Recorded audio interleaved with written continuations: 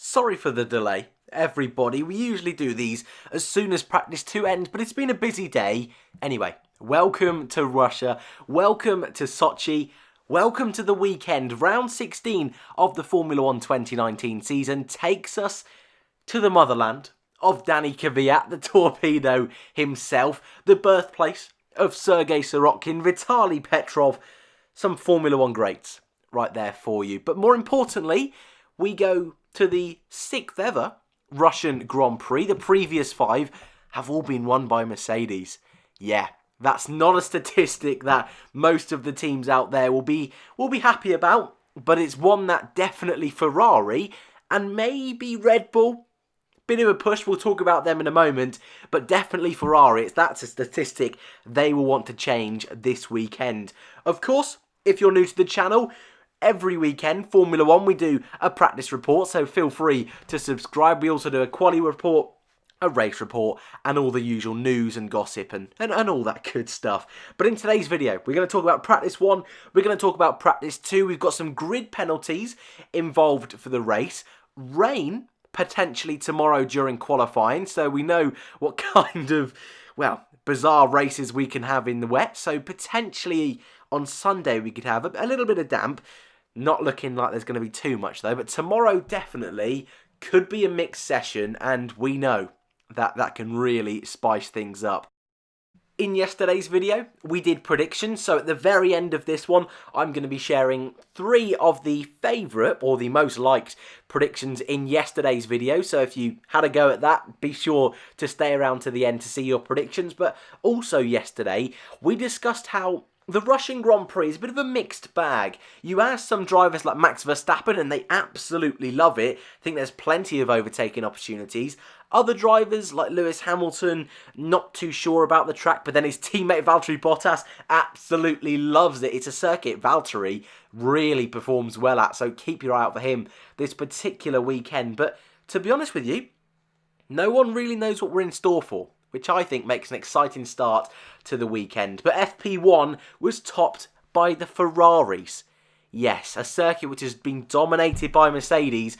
Ferrari early on stamping their authority, but also Mercedes not quite on the pace. Leclerc was fastest with a 1:34.462. Max Verstappen just behind him, however, and Verstappen, who has a grid penalty and will start almost at the back. There's a few different penalties at the back. I believe Robert Kubica has quite a mighty penalty, so I imagine he will start at the very back, but Verstappen will start around about there, P18, 19, that kind of thing.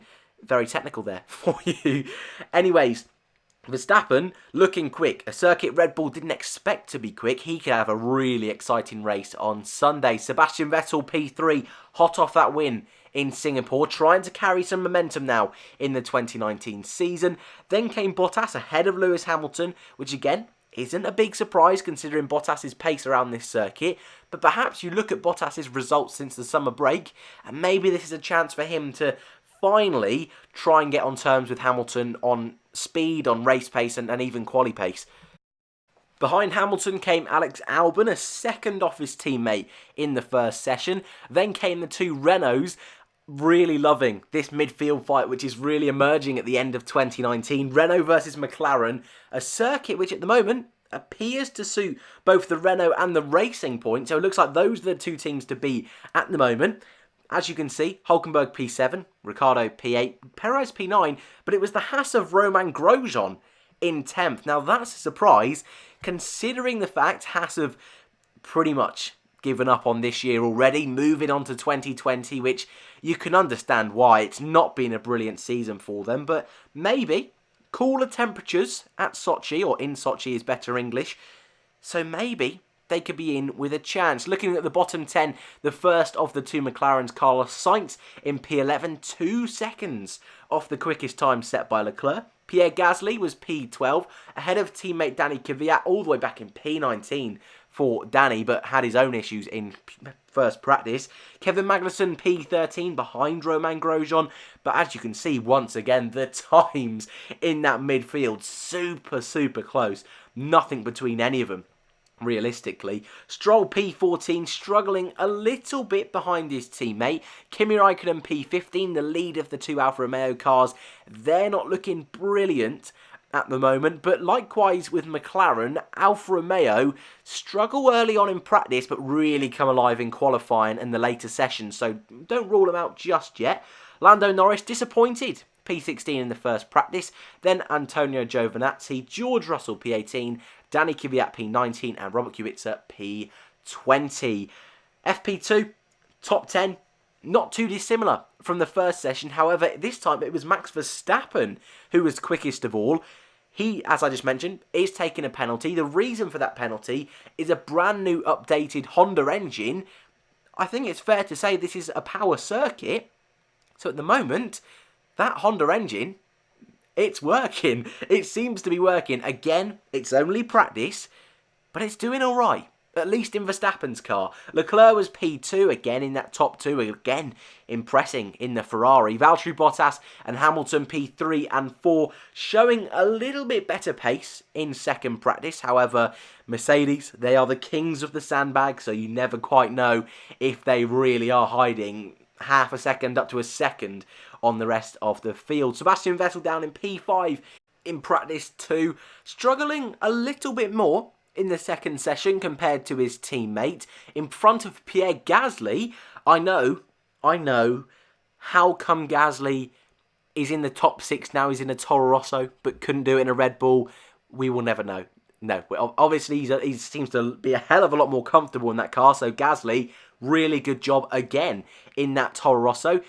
Both racing points in the top 10, Sergio Perez P7, Lance Stroll P9, and I'll tell you this, a little sneak peek to your predictions later on, a lot of you expecting Perez in particular to have a really good weekend. Nico Hülkenberg again in the top 10, ever since we found out he's leaving F1, he's been doing alright, you know, but I think the big surprise, something that Sky really picked up on, Alex Alban, P10, 2 seconds off his teammate. Once we've got all the times out the way and the leaderboards, we'll discuss why.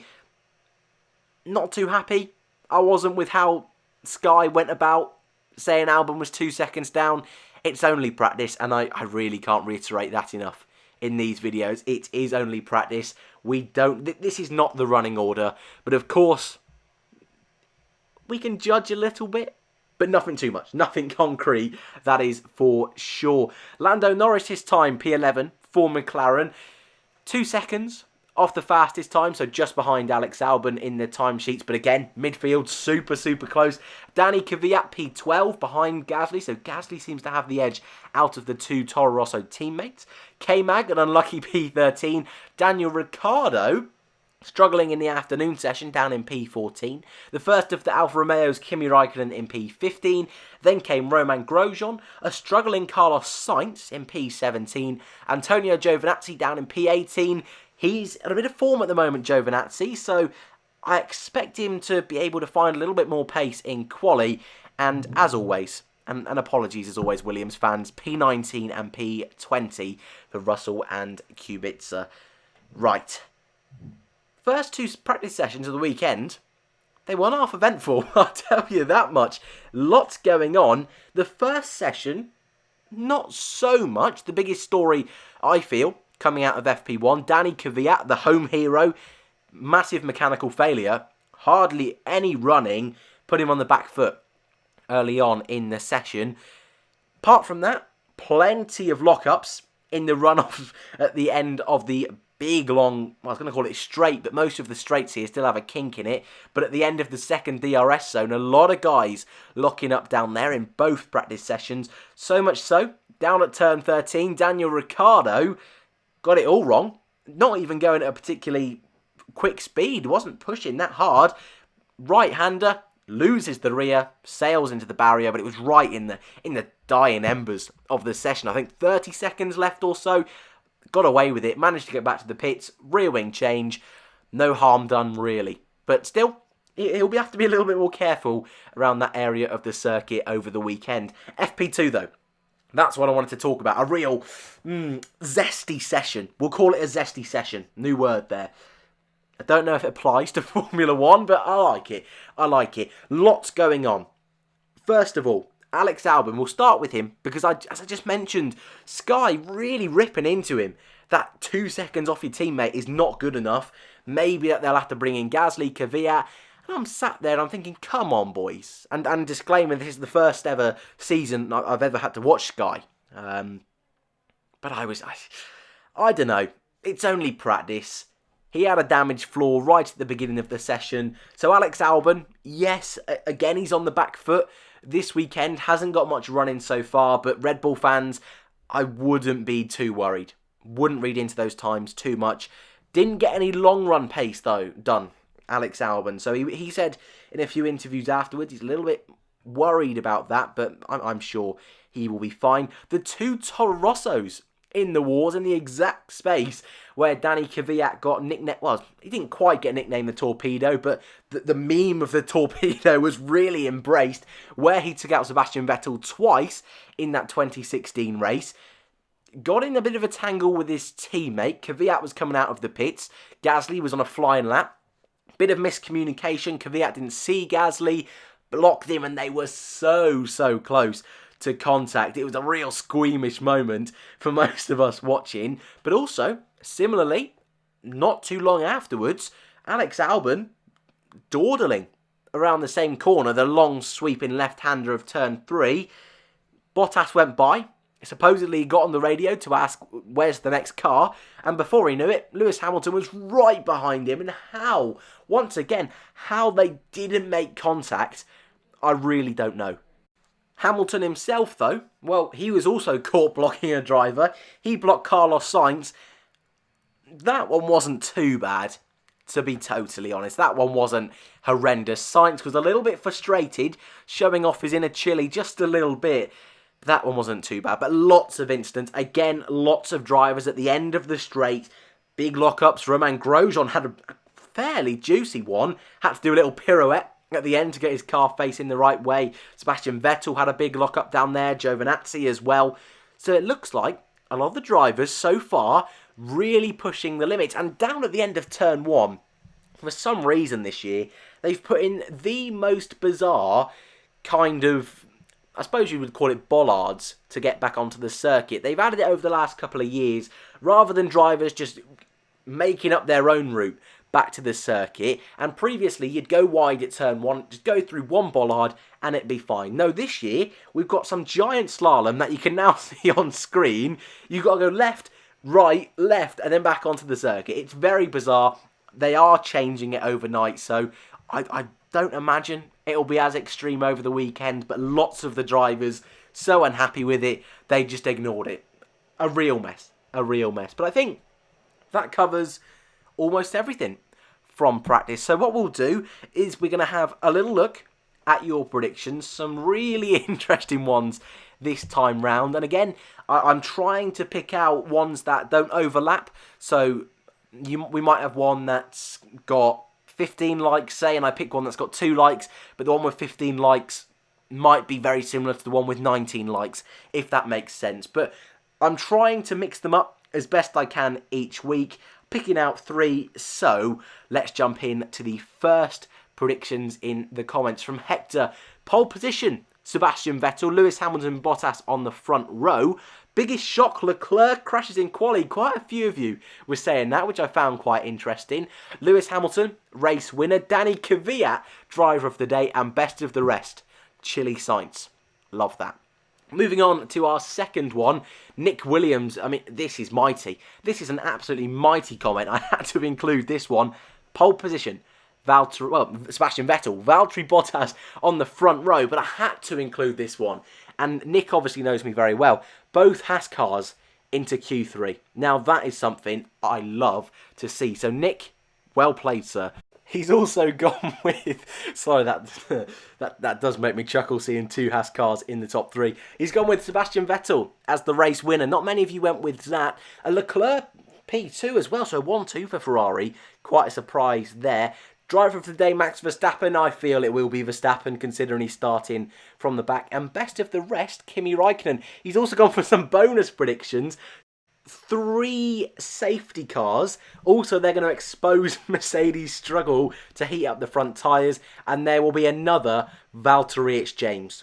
Awesome comment. Absolutely love this one. Well done, Nick. And our final one. This was the one that was the most popular. Not necessarily in likes, but most people were going with this. A Bottas win, a Hamilton pole, but a podium and a driver of the day for Sergio Perez. A lot of love for Sergio Perez this weekend. So can Racing Point do it? It's a circuit they've done very well at in the past. Well, Force India did. Anyway, we're still all a year on. We're still all thinking they're Force India, but that's your lot. Full practice for the 2019 Russian Grand Prix. Looks like we're in for a wet quali tomorrow, so it's absolutely anyone's game, which is lovely. Thank you very much for watching. Subscribe if you are new, and I hope to see you in the next one.